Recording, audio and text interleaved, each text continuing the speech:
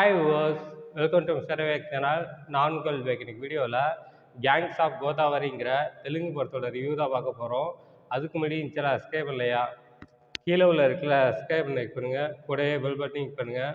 அப்போ தான் நான் போகிற வீடியோ ஒன் நோட்டிஃபிகேஷனாக வரும். அப்போ தான் இந்த வீடியோ மிஸ் பண்ணால் பார்க்கலாம். நீங்கள் கேங்ஸ் ஆஃப் கோதாவரி இந்த படத்தை கிருஷ்ண சைத்தன்யா இயக்கியிருக்காரு. இந்த படம் ஒரு ஆக்ஷன் ட்ராமா ஜானரில் எடுக்கப்பட்ட படம். இந்த படத்தில் விஸ்வாக்ஷன், அஞ்சலி, நேகா ஷெட்டி, நாசர் இன்னும் படம் நடிச்சிருக்காங்க. இந்த படம் நெட்ஃப்ளிக்ஸில் தமிழ் டப்டு வெர்ஷனில் அவைலபிளாக இருக்குது. செக் பண்ணி பாருங்கள். இப்போ அங்கே இந்த படத்தோட கதையை என்னன்னு பார்ப்போம். இந்த படத்துடைய கதையை பார்த்தோம்னாக்கா, இந்த படத்தில் ஹீரோ கோதாவரி ஆத்தங்கரையில் சின்ன சின்ன திருட்டு வேலை பண்ணிக்கிட்டு ஹாப்பியாக வாழ்ந்துட்டு இருக்காரு. ஹீரோவுக்கு ஒரு ஆசை என்னன்னாக்கா, அந்த ஊர் எம்எல்ஏ ஆகணும்னு ஆசை.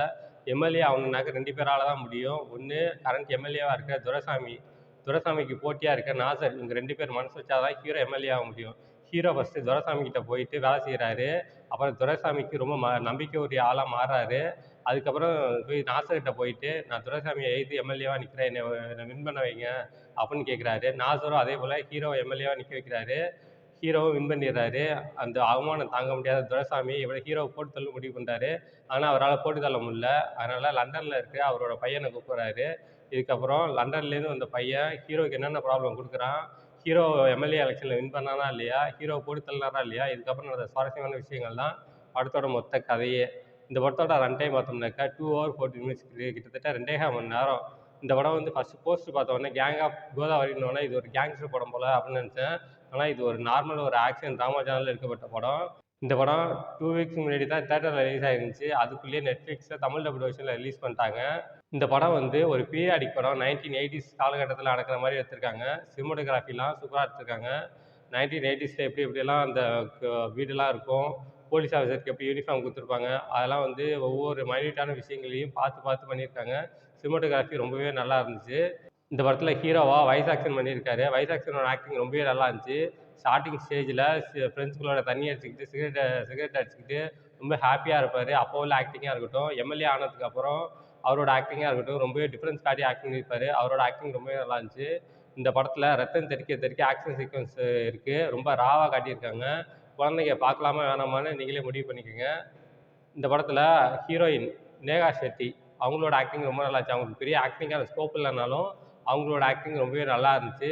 இந்த படத்தில் ஹீரோவுக்கும் ஹீரோயினுக்கும் லவ் பண்ணுற மாதிரி வைக்கிறேன்னு சொல்லிட்டு மொக்க போடாமல் ஒரு சாங் வச்சுருக்காங்க. அதோட முடிச்சுக்கிட்டாங்க. அதுக்கப்புறம் அவங்க கொஞ்சம் சீன் வருவாங்க. ஹீரோயின் கொடுக்கப்பட்ட ரோல் டீசெண்டாக பண்ணிட்டாங்க. அடுத்து அஞ்சலி. இந்த படத்தில் வந்து ஒரு செக்ஸ் ஒர்க்கராக ஆக்ட் பண்ணியிருக்காங்க. அவங்களோட ஆக்டிங் ரொம்ப நல்லா இருந்துச்சு. ஆக்டிங்கான ஸ்கோப் இல்லைனாலும் அப்பப்போ வந்து போவாங்க. படம் எண்டு கிளைமேக்ஸ் சொல்லி வருவாங்க அஞ்சலி. அவங்களோட ஆக்டிங் ரொம்பவே நல்லா இருந்துச்சு. அடுத்து இந்த படத்துக்கு வில்லனாக வந்து நாசர். இந்த படத்தில் வந்து வில்லன் ரோலில் ஸ்ட்ராங்காக டிசைன் பண்ணல, ரொம்ப மொக்கையாக டிசைன் பண்ணியிருக்காங்க. நாசர் வந்து ஒரு பெரிய வில்லனாக காட்டியிருப்பாங்க. ஆனால் ஹீரோ வந்து ஒரு அறை விடுவார்.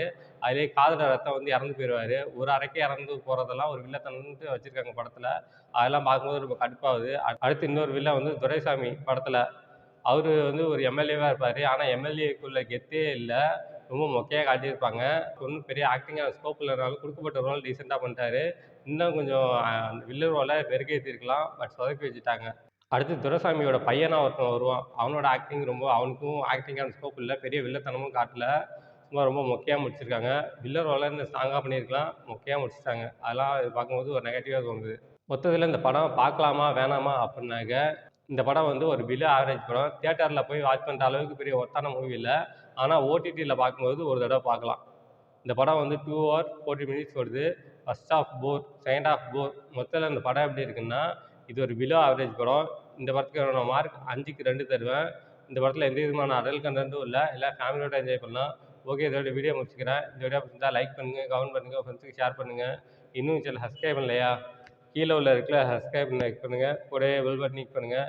அப்போ தான் நான் போகிற வீடியோ நோட்டிஃபிகேஷனாக வரும். அப்போ தான் எந்த வீடியோ மிஸ் பண்ணால் பார்க்கலாம். நீங்கள் கீழே டிஸ்கிரிப்ஷனில் சோஷியல் மீடியா லிங்க்ஸ் தான் கொடுத்துருக்கேன். லைக் பண்ணுங்கள், கமெண்ட் பண்ணுங்கள், ஃபாலோ பண்ணுங்கள். தேங்க்ஸ் ஃபார் வாட்சிங்.